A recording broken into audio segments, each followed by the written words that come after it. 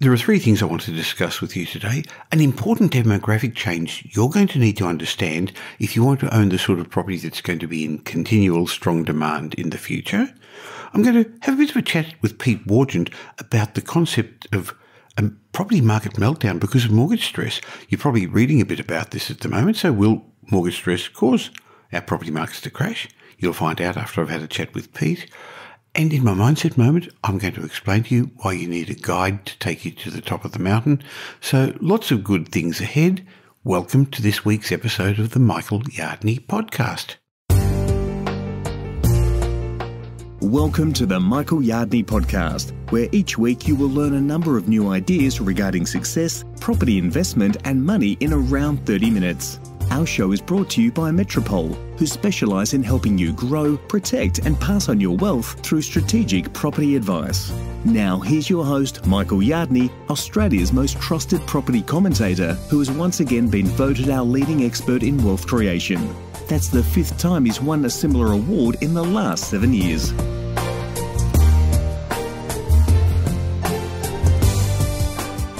The tagline for this podcast is property investment, success, money and you. And I've got something in each of those categories for you today. With regard to property investment, it's important to own the sort of property that's going to be in continuous strong demand, not just now but in the future, and not just by tenants but by owner-occupiers, because they're the ones that are going to push up values of similar properties to yours. So there's a major demographic change looming, which is going to mean certain sorts of properties are going to be in much stronger demand in the future. They're the ones that you and I should own. So I'm going to explain that to you in just a moment. The other discussion we're going to have is a bit about household finance and mortgage stress, because there's been a lot in the news about it recently. People are worrying that mortgage stress may even cause a property market meltdown. Is that true? Look, I'll save you listening. The answer is no, it won't, but it is still important to listen, because when I have a chat with Pete Wargent, we're going to discuss a few things about money and finance and property. And remember, property investment's a game of finance, so you better understand the rules of finance. And in my mindset moment, I'm going to share a lesson that I've had a chat with Tom Corley about in the past, the importance of having a guide to take you to the top of the mountain. So at the end of today's show, you'll hopefully be a little bit wiser, a little bit keener, and a bit of a better property investor.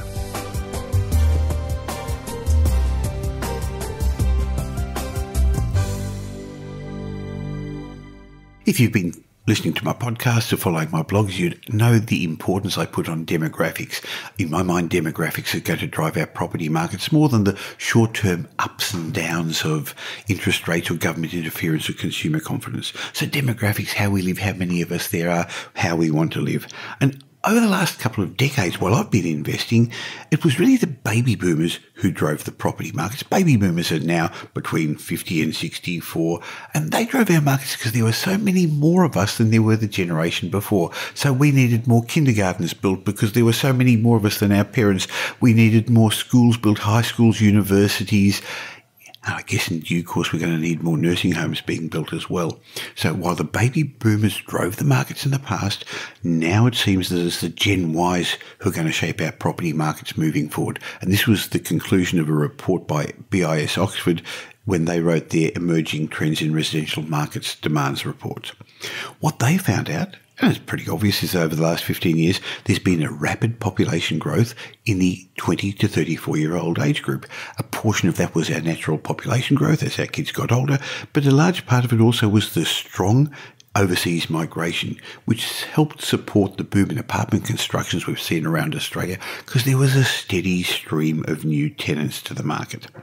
Now, over the next decade, Gen Y are going to be increasingly coupling up and moving into family-forming stage of their life, and there's evidence that while many of them are going to stay in apartments, renting, more and more are obviously going to be wanting to buy their accommodation, and the suggestion is they're going to be looking to purchase dwellings not like their parents did, big ones in the outer suburbs, but more detached houses, townhouses, smaller family-friendly apartments. But that's not unusual. Every generation seems to have wanted to live differently to their parents. That sort of makes sense. So the BIS report highlighted that in Sydney, more than half of the households aged 35 to 39, and nearly half of those with children at preschool level, already live in these smaller dwellings.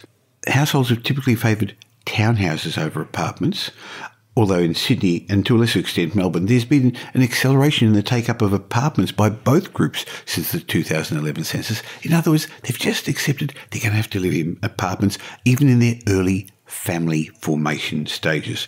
What this means, though, is that new apartment designs are going to need to change to provide more appropriate product for Gen Y families. So if you're looking at the sort of property that's going to be in continuous strong demand in the future, that's going to be wanted by owner-occupiers, you can't just buy any apartment. You can't buy those cheap investment stock small apartments, but family-friendly apartments and townhouses are the sort of properties that are going to be in strong demand.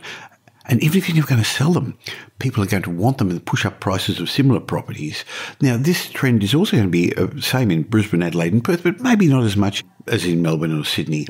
Because what's happening is rising house prices, decreasing housing affordability in those desirable locations, particularly in our two big capital cities, is going to create this trade-off where many couples are going to choose place for space. In other words, they're going to want to be in the right place. They're going to trade their backyards for balconies and courtyards. There's going to be the trade-off between the size of the dwelling and the location. And many are going to seek smaller and more affordable dwellings to remain close to their desired locations. This is something we've spoken about often before, and the report's confirming the research that Metropole's done. This is expected to underpin continuing demand for high-density living. Australia's changing the way that we live, but developers are going to need to change their way of thinking, as I said, not make those small apartments, and that's their problem. Our problem as investors is not even to get into that discussion and buy those sort of apartments. So to meet the potential growing demand from Gen Ys in established areas, you should be looking at buying villa units with a land component or townhouses with a land component or bigger apartments, but family-friendly apartments. And maybe they're going to be offering some indoor and outdoor living or located adjacent to public outdoor spaces and parks and walkability and good public transport. So if you're looking for the sort of property that's going to be in continuous strong demand in the future, look no further than medium density accommodation in the right locations in the inner and middle ring suburbs of our capital cities. Now, when I say inner, I'm not saying inner city, I'm saying inner suburbs. That's the sort of property that's going to outperform the averages. All the other factors that we talk about in our other podcasts about investment-grade properties also come into mind. Now, if you're not sure what I mean by an investment-grade property, go back to podcast number 1. You can search for it on iTunes or Google or wherever you do it, or on the Michael Yardney podcast, and you'll hear and learn exactly what I mean by an investment-grade property. I see we're coming up for a break, but stick around because I've got 2 great segments for you coming back in just a moment. First of all, I'm going to explain to you in my mindset moment about the importance of having a guide to get to the top of the mountain. A chat I'm having based on some inspiration from a discussion I had with my good friend Tom Corley, my co-author for Rich Habits, Poor Habits. And then we're going to have a chat with Pete Wargent about what's happening in finance at the moment for property investors, how much of the scare tactics that are out there at the moment are real, what to worry about, what not, and what you can do about it. See you in just a moment.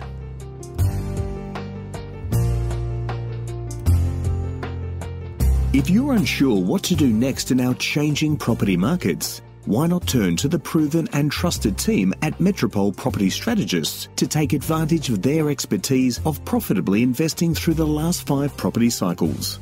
The team at Metropole have been involved in over $3 billion worth of property transactions, creating wealth for their clients, and they can do the same for you. They don't sell property, so their advice is independent and unbiased. Metropole can devise a strategy, their buyer's agents will buy your property for you, or you could use their renovations team, property development, or portfolio management services. Arrange a time for an obligation-free chat at metropole.com.au. Now here's Michael's mindset message. Remember, a change in your thinking will lead to a change in your life.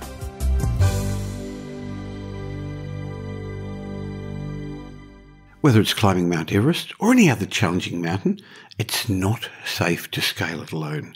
The potential for danger is high, and like most journeys in life, having somebody who's been there before, and there's somebody who's got your back, somebody to guide you, to encourage you to climb higher, and to warn you about any dangers ahead, that's going to be critical to your success. However, guides make all mountaintops attainable, and the same goes for success and for building wealth. Having guides, having coaches, having teachers to help you climb the mountain of financial freedom, in my mind, is one of the most important principles to guarantee your success. You've heard me say it before, you've got to learn and model from others who've succeeded before you. So what does model mean? It means you've got to emulate them. You've got to follow somebody else's method. If you're going to climb Mount Everest, would you try finding your own way up the whole mountain on your own? Or do you maybe get somebody experienced, a guide, to show you the way, to lead you up the mountain, to tell you the paths not to go down? Now, it's going to be getting a guide, isn't it? Why? Because otherwise you're likely not to make it to the top. To be honest, you're more likely to perish. And interestingly, it's no different when it comes to success in any other field, in any other endeavour. Why on earth would you try and figure out everything on your own when you can learn from others who've succeeded before you? So why aren't people successful in investing? Why aren't more people successful in business? And a major reason is they're not willing to learn or follow the method to earn the kind of income, to become rich, to become financially free. Why? Many of them just want to do it on their own. Now, I'm not saying copy everything the other person teaches you, but when climbing Mount Everest, the difference between stepping directly into your Sherpa's footprints and 12 inches outside it could be the difference between life and death. So I want to remind you of something I tell all the people that I chat with in my mentorship program. Doing things your way has gotten you exactly where you are now.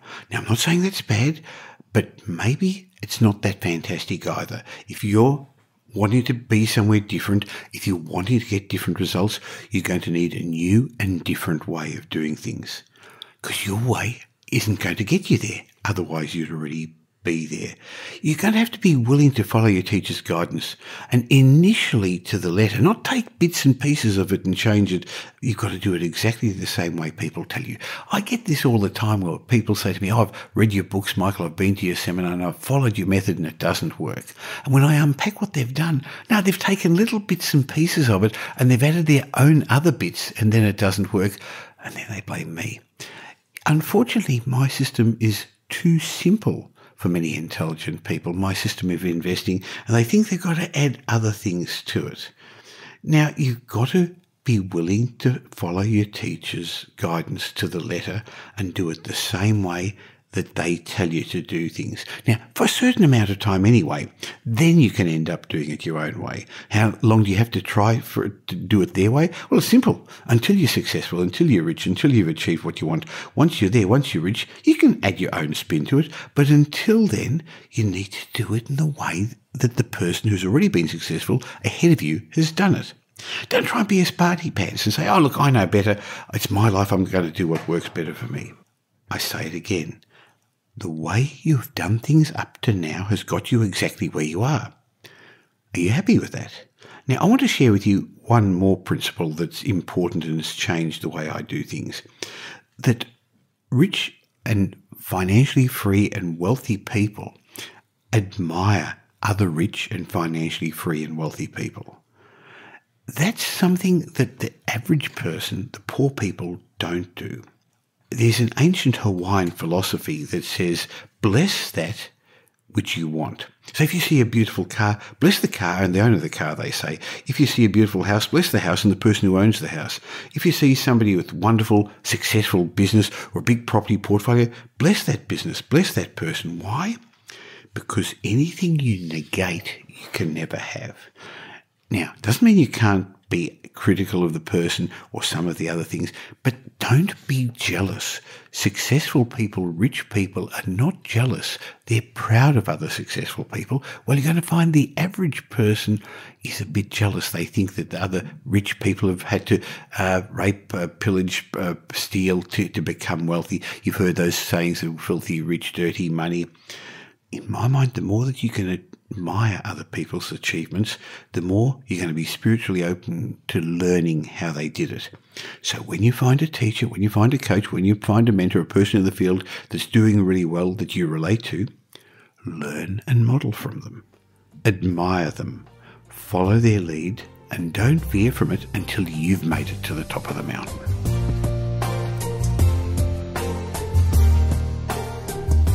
Will mortgage stress cause a property market meltdown? Has the average Australian family taken on too much debt? Well, with the level of household debt taken on by the average Australian rising to unprecedented levels over the last couple of years, at a time of lower interest rates, some commentators are worried how the eventual rise in interest rates is going to affect the typical Aussie household.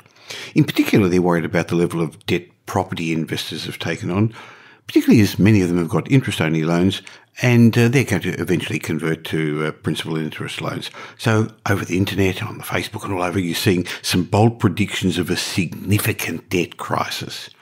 To find out what's really going on and how this may affect you and me as property investors, let's have a chat with Pete Wargent, who's a regular contributor to Property Update and one of the most popular regular guests on this podcast. Now, if you don't know him already, Pete's a chartered accountant, a chartered secretary, has a financial planning diploma, but he's actually not just a theorist, he's a realist, he's a successful property investor who's built a business, invested in equities and invested in properties, and interestingly achieved financial independence at the age of 33. So, hello, Pete.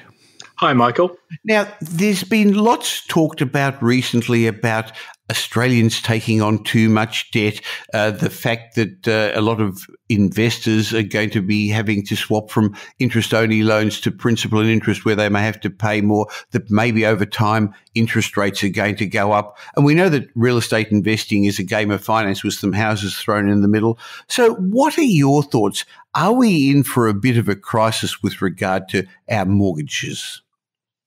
Well, you get there's all these different surveys and measures of stress these days, and everyone wants to be the person who predicted the next big problem. I saw a TV show on the other evening on Channel 10, I think it was, and it was talking about maybe 1 million people set to default on their mortgages over the next year. I mean, of course, it's complete and utter garbage. There are some pockets of mortgage stress, but the chances of 1 million people defaulting on a mortgage is in the next year is zero. So I think sometimes you've got to take a look at the hard figures, because when people get surveys and there's a box for are you worried about money, are you a bit stressed, people tend to tick those boxes because it's just what we do. But we have a de facto indicator of mortgage stress, and it's called 90 plus days past due delinquent loans. And they are tracking at very benign levels, they're very low, and it's only a very small share of loans. So yes, there are some delinquencies in Western Australia because the WA has had 5 years of economic downturn. In the Northern Territory, Darwin, a lot of people leaving the Northern Territory now, and the economy has been declining, and in some parts of regional Queensland as well because of the mining downturn. But yeah, in Sydney, Melbourne and Brisbane, mortgage arrears are very, very low, outside just a few flood zones in Brisbane. Now, it's interesting because the banks are underpinned by residential lending. Our economy is, and nobody wants mortgage stress. The government doesn't, the banking system doesn't. With the federal election coming up, they're not going to allow people to lose their homes. But I remember back to the 1990s and the recession we had to have when interest rates went high and people were having difficulty paying their mortgages. The banks didn't want to take up people's homes. What they did was they moved 25-year mortgages to 30 years so people could pay them off by having lower repayments. I actually last year went up to Exmouth, northern Western Australia, where about a third of the houses had for sale signs, but they weren't taken over by the banks. The banks didn't want to repossess people's homes and be stuck with properties. So I can't see this unraveling and creating a property market crash like you say some of the property pessimists are talking about. What about the concept of rising interest rates? What are your thoughts about that? Yeah, well, you touched on a really good point there. There's always something. So if you know 5 or 6 years ago, it was the Eurozone crisis, and we had the fiscal cliff in the US, and then there was Brexit, and then there was China. At the moment, the big story is the Turkish lira crisis. But as you said, we had the early '90s recession, and I think the Asian crisis. I mean, you could pretty much pick any year. And there's always something which is going to crash the market. The big story at the moment is, as you mentioned, it's interest-only loans resetting to principal and interest. And we've seen a lot of people, and you would have seen this with Metropole clients, a lot of people have actually voluntarily taken principal and interest mortgages because they're so much cheaper now. Not necessarily a sign of stress, it's just people have opted to take cheaper mortgage rates. Now, it helps your cash flow, Pete.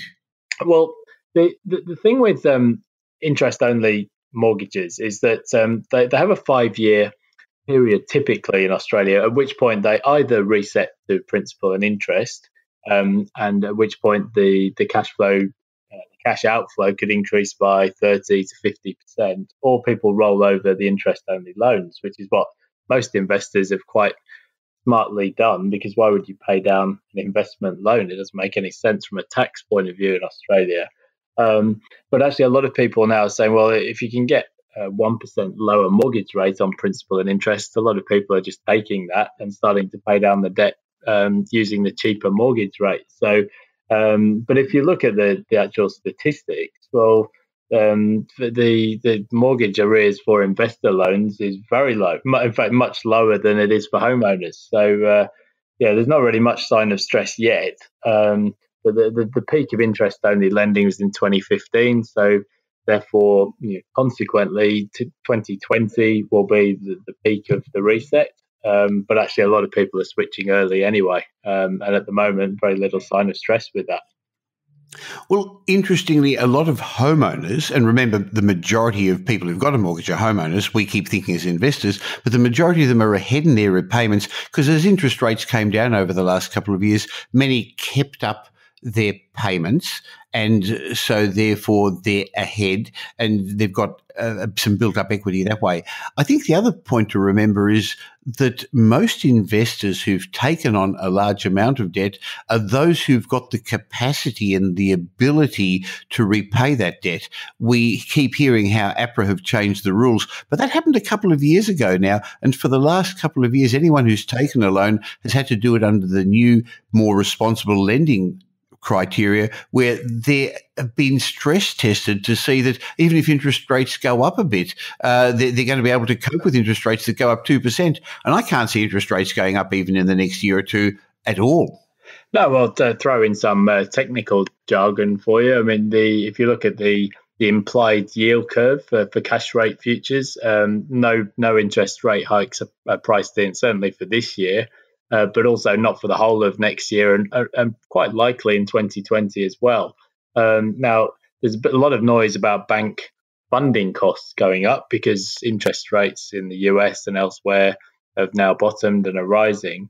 But bank funding costs, banks don't, they're not 100% reliant on overseas sources of funding. So if you flow that through to the bank's net interest margin. Sorry to keep throwing jargon into this podcast, but the net interest margin for Australian banks has been squeezed a little bit, but actually not that much. So if you actually walk down to the bank today and ask for a home loan, you could be borrowing anywhere well under 4%. So, definitely. There's home loans with a 3 in front of it. And recently, a number of the banks, to get more business, have decreased their home loan rates and variable home loan rates and principal and interest rates, and they've got well into the 3s. So I can't see interest rates going up, Pete, until wages growth goes up and inflation goes up. And when that happens, people are going to be spending more and the Reserve Bank's going to want to slow us down a little bit. But even the Reserve Bank have suggested that it's not going to happen in the next year and probably not until 2020. So that's not going to be a point of stress. What about household savings? We seem to be, we stashed our cash after the global financial crisis, but that seems to be now we're cutting into those a bit. We're starting to use them a bit. Yeah, and that's a good thing. And that's the whole point of low interest rates, is to get people spending, get money circulating in the economy. It's often reported as people digging into their household savings. That's not actually what's happened, though. It's just that previously we were saving a lot more than we are now, but the household saving rate has still been positive. So it's a bit of a misreporting. But if you look at the level of cash and deposits that Australians have, well over $1.1 trillion now. So a lot of people have been using mortgage buffers and offsets, but you would have to say that the indicators of mortgage stress are very benign. Now, yes, some parts of the country are doing better than others. So Western Australia in particular, we've seen it takes a lot longer for people to find a new job if they lose it. And the economy has been pretty weak there, and house prices have been weak. So those things tend to increase mortgage arrears and mortgage stress. And the same dynamic in the Northern Territory. But if you look in the major capital cities, well, yeah, there's just very benign levels of mortgage arrears and mortgage stress. We spoke a moment ago about people now not saving as much, but that's good, because after the global financial crisis, when people were saving more, they weren't spending. And we want people to spend to keep the economy going around. We want businesses to spend, to buy new stock, to buy new equipment, to employ more people. And all that's looking positive. So I know you unpack the RBA graphs every month and see what's going on. The forecasts are looking pretty good for the Australian economy. We're not going to be a world-beating economy, but there's no sign of a recession ahead. There's no sign of high interest rates. Inflation remains benign. It's much the same moving forward, isn't it, Pete? Yeah, it really is. And I think this is where, if you're particularly for property investors, it's just going to be a very gradual improvement for the economy over the next few years. So I'm just looking over to England, where I'm headed in a few weeks, and the unemployment rate in Britain has fallen to just 4%. I mean, that's the lowest in my lifetime, but wages growth is still weak. So that says to me, I mean, that's a global phenomenon now. And Australia's unemployment rates will probably have to fall quite a long way from where it is. I mean, it's not high, at just over 5%. But it suggests to me that wages growth is going to be a slow and gradual improvement over the next few years. So I think that's where, for property investors, that's going to be a gradual improvement in the economy, and asset selection will be important. I think looking for ways to manufacture equity will be important. And particularly, I think the real price growth is going to be in the owner-occupier type markets, and much less so in the investor-style apartment. So, and that's where you always talk about investment grade with owner-occupier appeal. And those are the types of properties that will do well. There's a flight to quality at the moment. People are no longer chasing those secondary properties, which in the boom, everything went up in value. So the bottom line, Pete, is we're not going to have a property market meltdown because of mortgage stress or excessive debt. Is that right?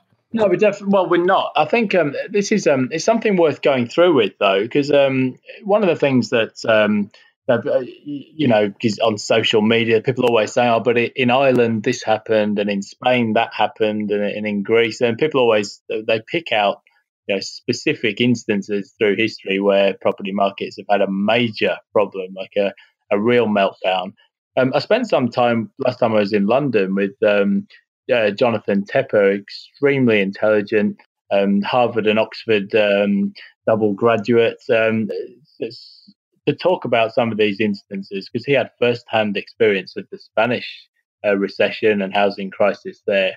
And I just wanted to work through some scenarios. So, people say, all right, well, what if Australia goes into a severe recession, massive increase in unemployment and all the rest of it? What actually does happen in that scenario? Because people talk about it all the time. Of course, it never happens.